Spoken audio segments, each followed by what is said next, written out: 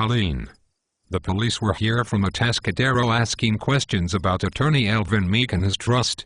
I told Detective Flum don't know how the First Amendment with the forged signatures came to be in my offices. You mean the First Amendment you stated Elvin and his wife Elizabeth signed here in our offices 3 days after signing one at the Bank of Hawaii in Honolulu? The one with the obvious forged signatures.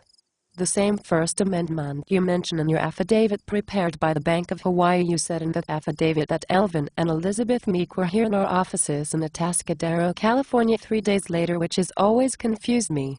If they were going to be in California, why would they have you mail the First Amendment to Hawaii if they knew they would be in your office 3 days later in California?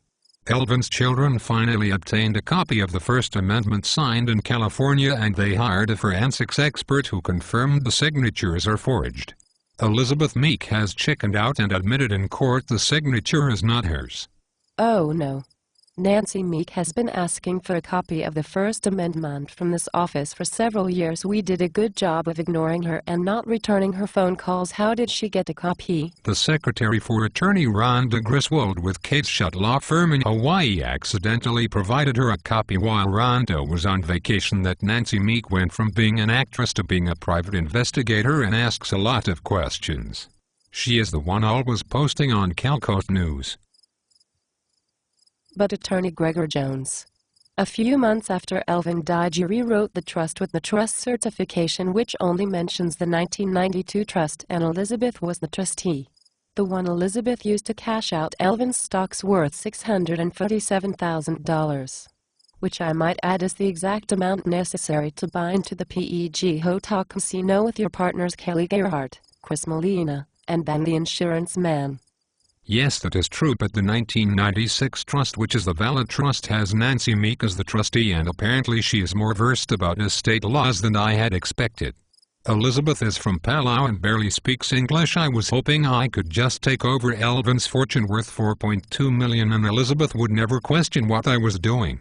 Elizabeth only became an American citizen in July of 2005. Also, Elizabeth never called any of Elvin's children or other family members while Elvin was dying in hospice in Hawaii in September and October of 2003. Elizabeth only called her family and friends from Palau.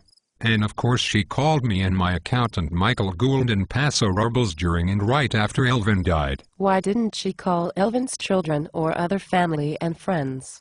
He was dying after all. Who cares? She asked me to send her a final amendment to the trust, the Second Amendment, which gave everything to her and her daughter Lola Reclay, who still lives in Palau. Lola uses the last name of her biological father, Senator Reclay. The same Senator Reclay who died mysteriously a few years ago after the bank he started went into receivership. I remember several Palauan citizens lost millions of dollars in missing funds from the Pacific Savings Bank. Yes, I did not know until we were in Hawaii for the evidentiary hearing that Lola has been living in Palau since 2000. Elizabeth Reclay Meek became a citizen in July of 2005. Isn't that when Judge Tageman allowed a case to move from San Luis Obispo to Hawaii? Yes, Nancy's attorney in San Luis Obispo, David Weibacher, knew what we were doing and didn't tell Nancy.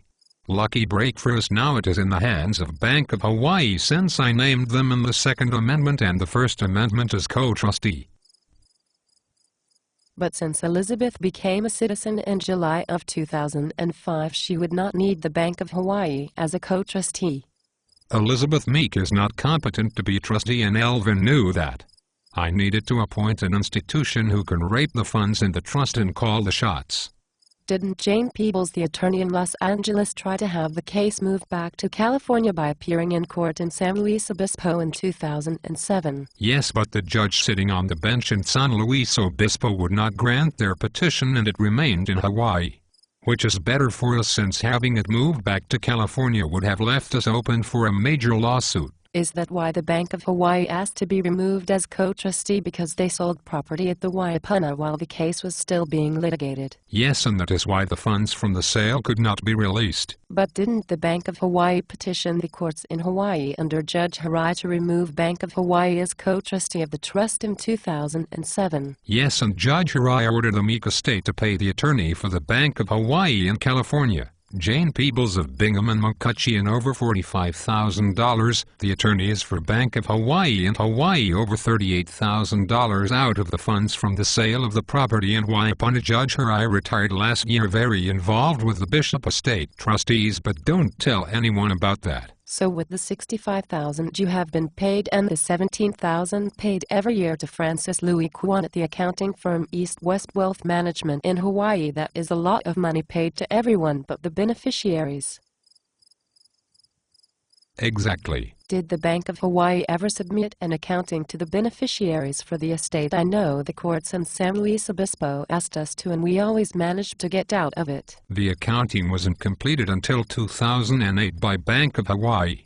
The beneficiaries don't have to see any supporting documents, so Francis Louis Kwan, the accountant at East West Wealth Management who used to be with Bank of Hawaii, can put anything she wants in the accounting and Elvin's kids will never know what is really going on.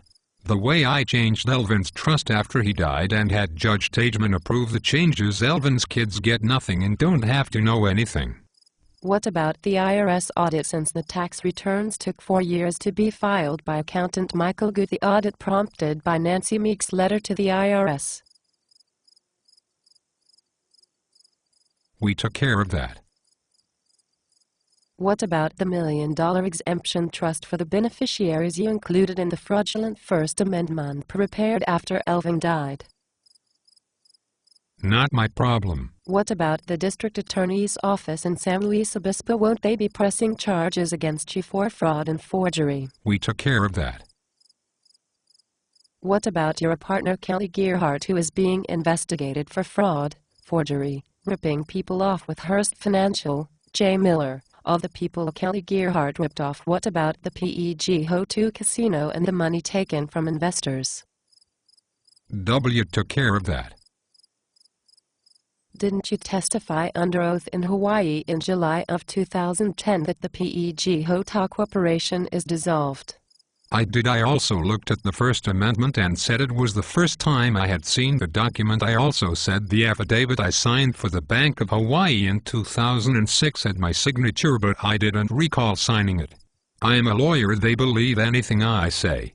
Don't you go to church? Lying is a sin, isn't it? What about the rumors the FBI is investigating a lot of people in the area regarding developer Kelly Gearhart? We took care of that. What about Judge Chan, the probate judge in Hawaii who replaced Judge Hirai? During the evidentiary hearing last July, aren't you concerned he is going to rule the First Amendment is a forgery and toss it out? We took care of that. Every time Nancy Meek tried to admit any pieces of evidence showing I committed fraud on the First Amendment, Elizabeth's attorney Jim Ashford in Hawaii objected, and Judge Chan would not allow her crucial and important evidence to be submitted. Doesn't it bother you that Elvin's children and grandchildren are left to think that Elvin didn't care about them, even though he did and certainly provided for them in his original 1996 trust? Doesn't that bother you? And what about the real First Amendment, the one you are keeping hidden from everyone? Who cares about Elvin's children and grandchildren? He was married to Elizabeth for 11 years. His children were in his life for 47 years? Nancy Meek is not going away. I want a raise. I think I will need the money to hire an attorney. I'm screwed.